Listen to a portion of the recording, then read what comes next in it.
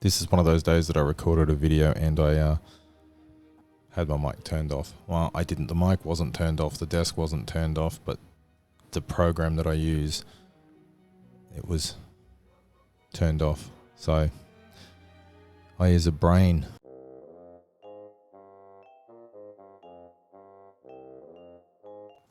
We get beaten over the head with information, whether we like it or not.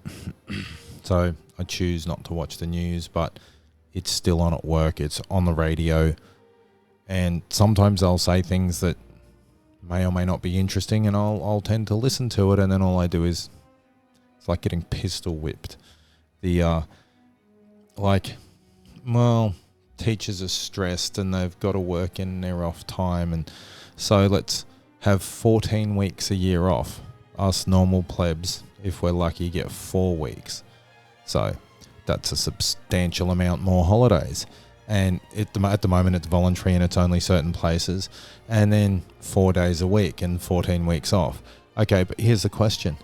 A lot of people's jobs and lives and everything revolve around the children being in government institutions 5 days a week and for 40 weeks of the year. So only having 12? Okay, so it's only an extra 11 weeks off. But everything's geared around that. So if they just went, everyone's got 4-day school week. Well, what does everyone do? What does everyone do about their job? Do they find a different government institution to put the children in? Does that mean they need to double up because all the teachers are going to get paid the same, but now there's an extra day a week that the children need to do something. So is that every kid in after school care or before school care or during school care or I guess school care? Are the children actually, they say it's a burdening the children with all these days a week, but as an adult they're going to have to work 5, 6, 7 days a week anyway. I thought the objective part of the reason that they set up government schools instead of leaving it to other institutions, I thought part of that was getting them used to wearing a uniform, showing up on time, doing things at the prescribed time instead of actually, thinking for themselves. I thought that was part of it. So the last couple of years, there's been a push for working from home, 4-day weeks, everything else. So maybe they're just, they couldn't indoctrinate the adults. So now they're just pushing harder on the kids. Just a thought. I don't know. I'm not a teacher. I'm a mechanic. I hit metal things with a hammer to make it be 2 metal things. That's what I do. I get covered in crap all day, every day. Probably see my nails. I haven't actually had a shower yet. That's also why my hair's manky. Although the 3 hairs I have are usually pretty manky anyway, even if I have had a shower. It's just the way it is. Some things will never change. So I did a video. Went on about dopamine hits, instant gratification, did a bit of a rant about various different things that were not excellent.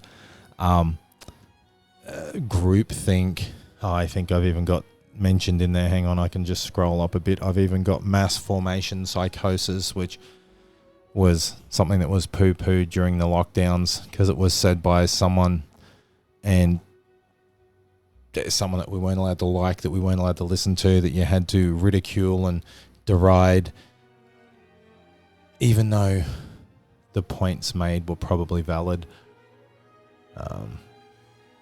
I was talking about instant gratification and how we keep making decisions that seem to be right now, that seem to be the best thing to do, and maybe they're not. Maybe they aren't as forward-thinking as they're meant to be. Maybe a lot of the stuff that we're told, that the news tells us, that the other media tells us, that the politicians tell us, maybe the benefit to all of that stuff is for them now rather than for all of us in the future. Sometimes I just think we need to think far more carefully about where we're going, what we're doing, who we're speaking to, and very, very, very important that we look out for ours.